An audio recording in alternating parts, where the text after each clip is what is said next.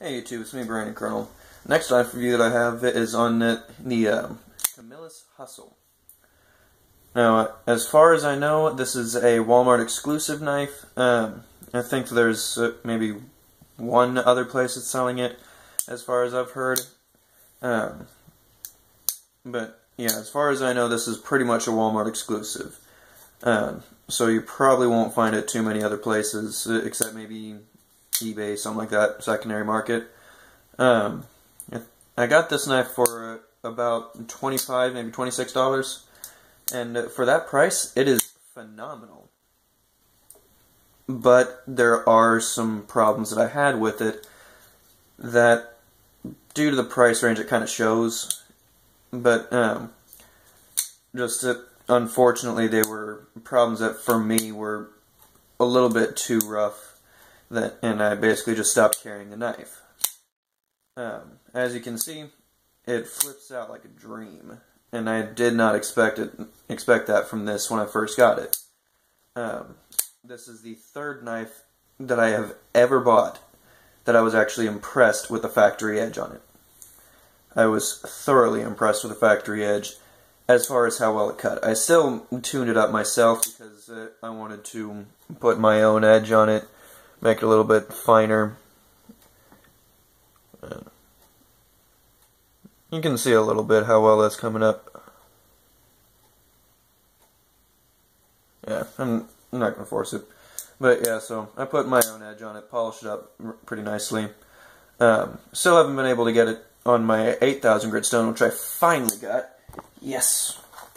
I love this thing. This thing is amazing. But yeah, so didn't exactly put it over that thing because, well, I'm just not carrying this thing anymore.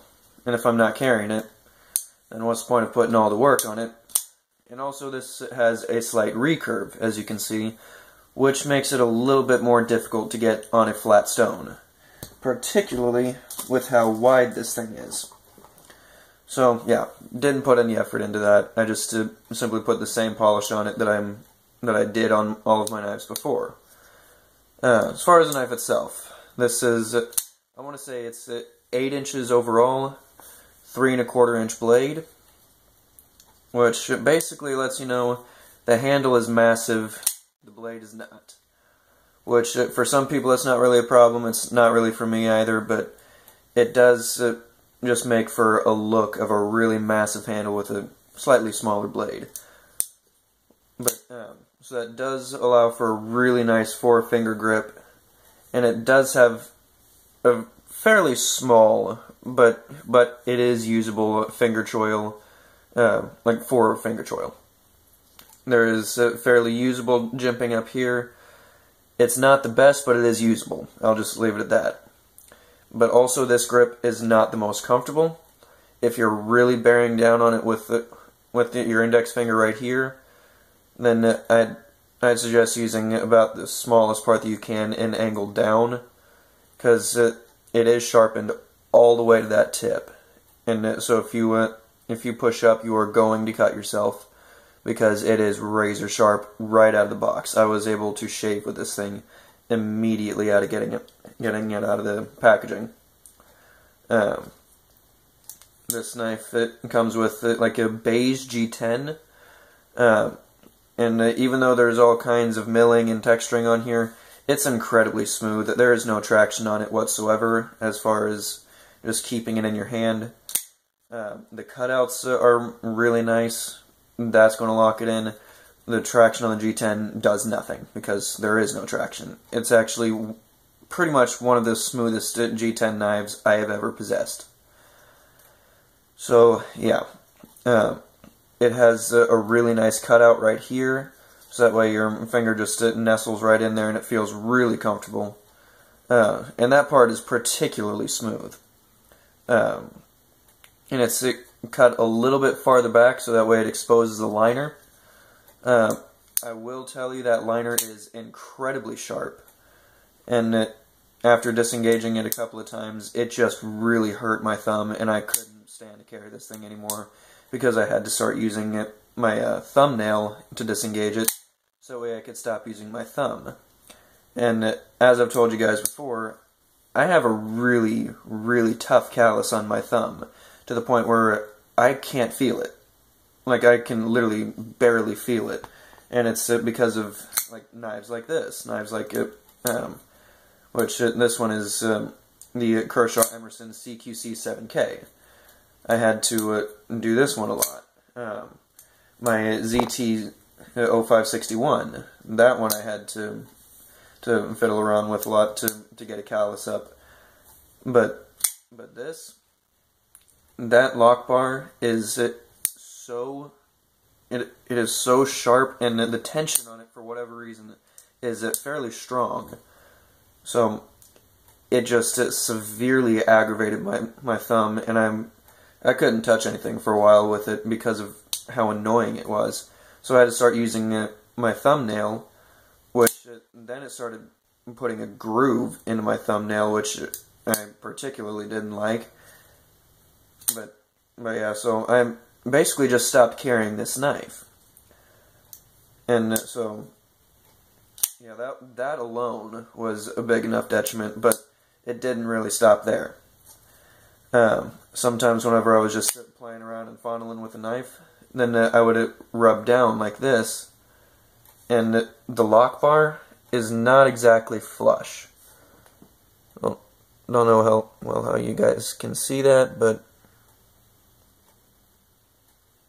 you can see it a little bit right there. But yeah, the lock bar comes out a bit, and that is incredibly sharp. As in, if I slide my thumb across this way, I could probably cut myself. It is, for whatever reason, it is incredibly sharp.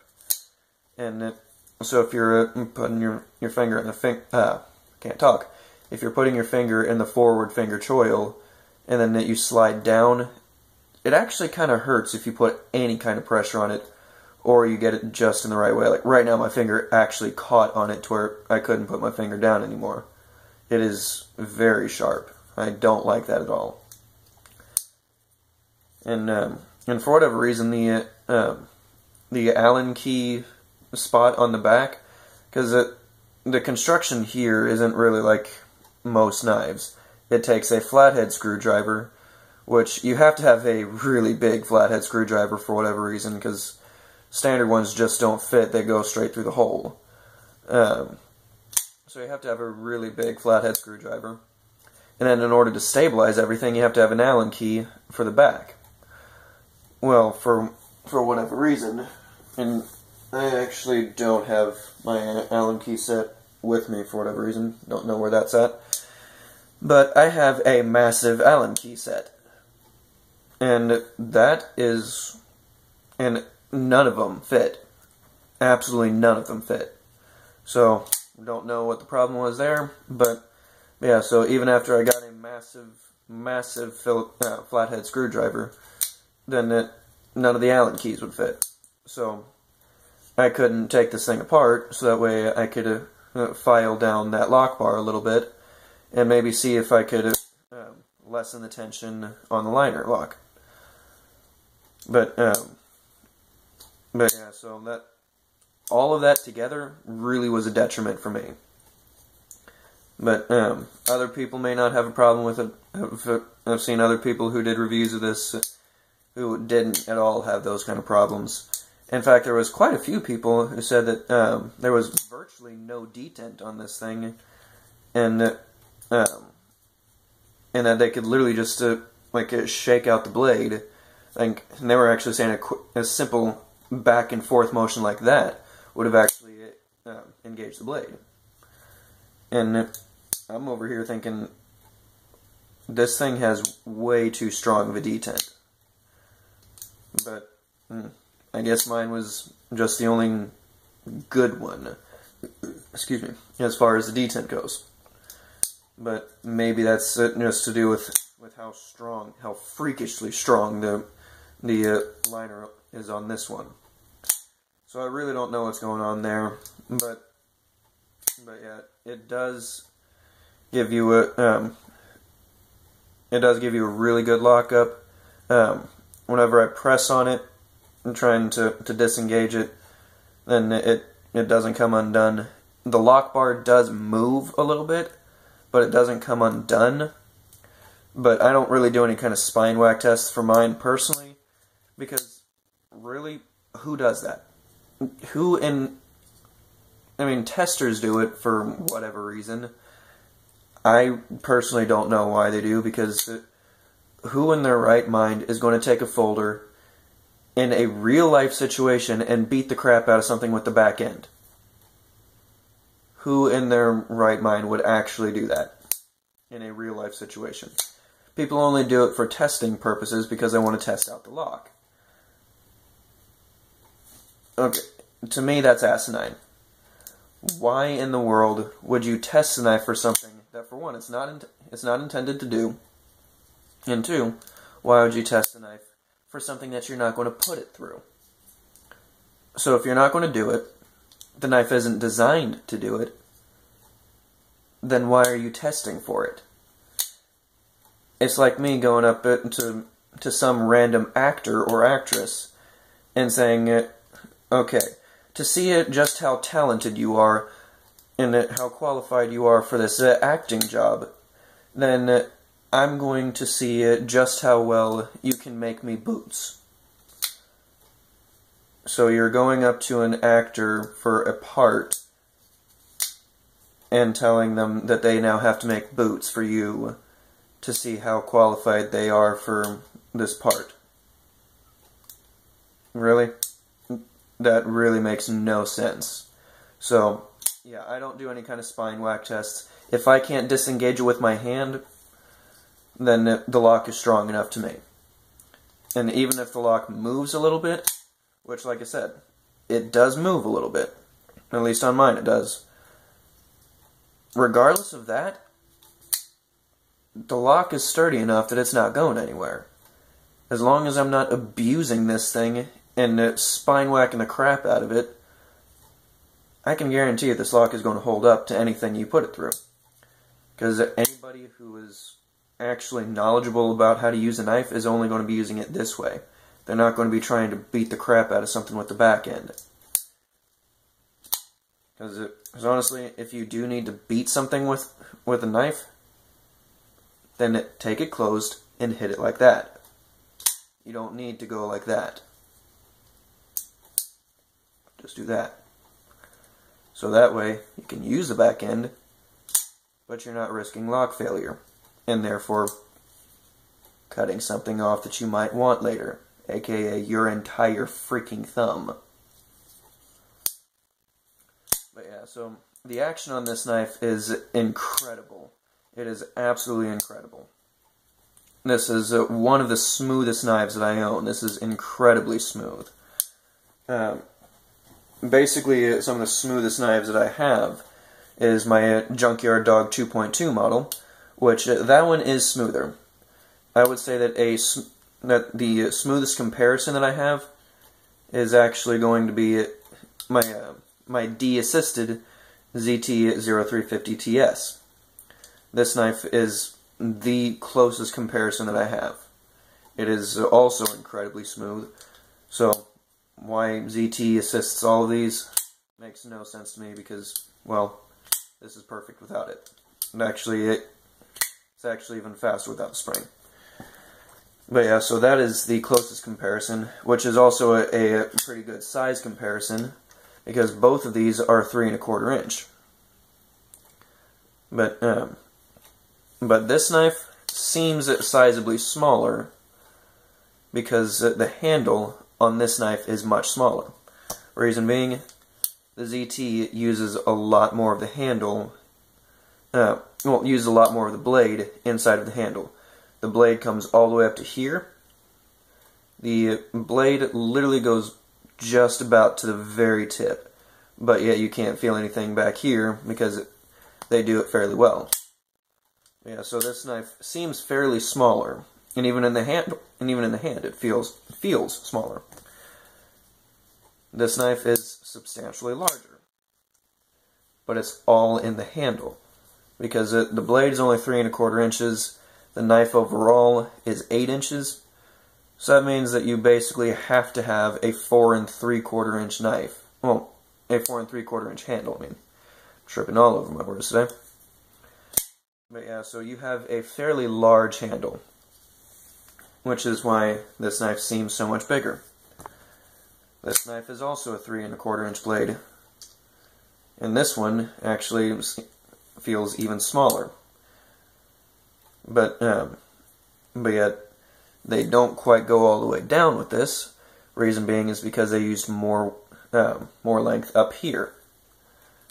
So therefore, this knife, being even smaller than the 0350, has more room down here, but yet still substantially smaller than this. So yeah, pretty big difference there. But so yeah, just because blade size may be the exact same, handle size is always going to be a big factor. So if you're looking for knives to buy, and then you're looking at blade lengths, and then you compare it to, say, well, this knife may be a 3 1/4 inch blade, but the handle is substantially longer. Well, shorter. I mean, the handle is substantially shorter because of how little space is actually wasted on this knife. So look at the overall as well as the blade length, and basically subtract the blade length from the overall length, so that way you can see just how well it's going to carry. Now, this is by no means a deep carry, because you see that much of that handle coming out of your pocket. You are literally seeing just about thumb studs. You are almost seeing the thumb studs. It comes out so far. Now, for me, that's not at all a problem, because I'm not trying to hide my knives. I never have, never will. I never plan to. If ever I'm trying to hide a knife, it's for one, because I'm probably in a place where I'm not supposed to carry a knife. Or two, I'm going to be around people who are fairly skittish of knives. This wouldn't be a knife that you would want to carry around skittish people. Reason being, there is that much coming out. They are going to know you have a knife, regardless of whether they know what knives look like or not coming out of the pocket. Why? Because that is a very recognizable shape. And also, there's a big knife cut out right here. That's the Camillus logo, by the way, for anybody who doesn't know. More specs about the knife. It is a Japanese AUS 8, and it is titanium bonded. Now, I don't have too much experience with that myself, because this is my first ever Camillus knife. But as far as I've seen, the titanium bonding makes the knife a little bit harder, makes it last a little bit longer, and just overall it makes it seem a little bit better. There was at one point when I saw the Camillus knives claiming that that their titanium bonding made the knife last up to 10 times longer. Now they're, made it up to 10 times harder, sorry. But on the package that I got, it's now claiming 3 times harder.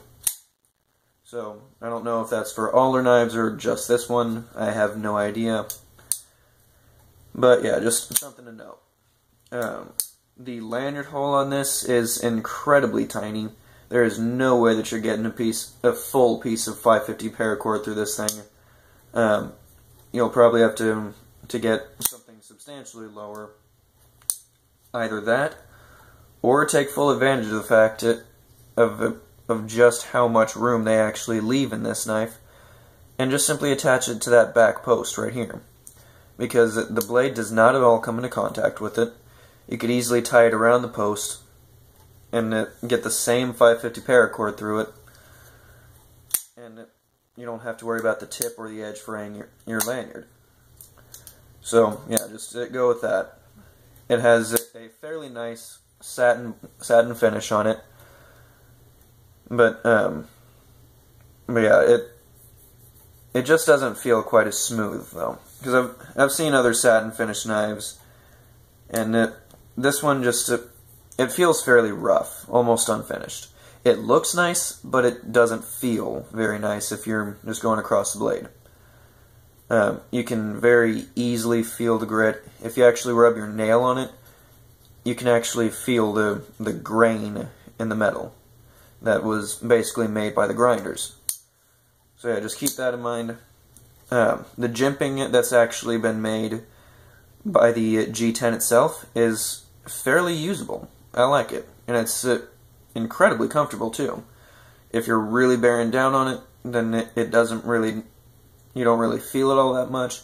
But if you try to move your thumb, you definitely feel it because it grips. Yeah. But yeah, so it definitely works.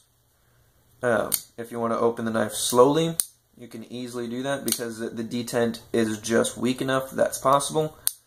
But yet at the same time, as you've been seeing me, it can easily flick out just as easily. So, overall, this knife is really good. I do like it a lot, but the downfalls were the lock bar, and basically the lock bar. That is, and the lock bar had all of my problems. There were 2 problems in it. Both of them were in the same area. But otherwise, this knife is incredibly razor sharp, and I really like that. It's a tip-down right-handed carry only, but as far as right-handed carry only, that's not too big of a problem for me, because I don't like all kinds of other holes on my knife where it's not needed. I don't even like a lanyard hole on my knife, because I don't use lanyards. So I would actually prefer that they just simply closed up that hole and used the pillar back here as a lanyard pillar. Maybe even do what they did on the Kershaw Nura, which is have another pillar back here, but mill it out so that way, for one, you don't have some ugly lanyard hole, but you can still fit a lanyard in it by way of this hidden lanyard spot, or whatever you want to call that. Yeah, so that really works. I don't like other holes, so I don't mind that this is the only spot, and seeing as this is not a flipper, then the tip down doesn't bother me either. Because personally, I feel that manual thumb stud knives are easier to access when they're tipped down. Because you pull it out, shift just ever so slightly, and your thumb's already there. Whereas when it's tip up, then you gotta reach in, and sure, it's still there, but basically whenever I'm reaching in my back pocket, I've got to go like that, shift up, drop, there you go. And even when I'm pulling out of my pocket, I only get it out about that much, and that's my grip. Then I've got to drop down. Whereas pulling out this way, I'm already there. So, it's just a personal preference. Manuals for thumb studs, I do prefer it tipped down. Whereas manual flippers, pull it out, you're already there. People could give an argument for that, saying that this is also just as easy. But flippers, for me, it's just easier to keep it tipped down. But yeah, so that's just my 2 cents about that. But which also, mind you, the jimping on here is incredibly ineffective because the G10 completely covers up the jimping on the lock bar. Similar to what I was complaining about on the Spyderco that I have, the Spyderco Tenacious. The G10 on there also covers up the jimping, so there's absolutely no reason for the jimping to be there. And also the jimping just simply makes the lock bar even sharper. But, so yeah, there's absolutely no reason for it.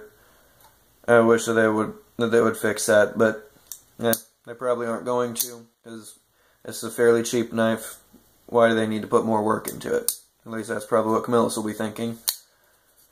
But overall, this is a really good knife. I would recommend it to quite a few people, but it does have its pitfalls.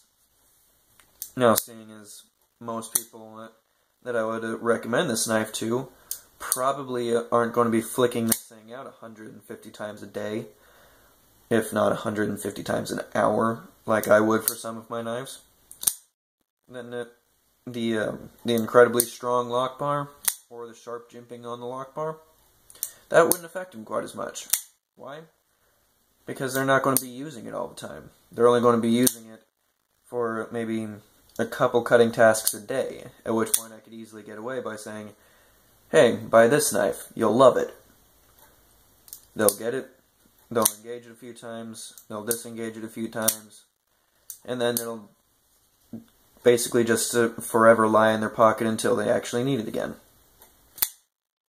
The only other thing that I would complain about is just a personal preference thing. It's not really anything about the knife itself that I don't like.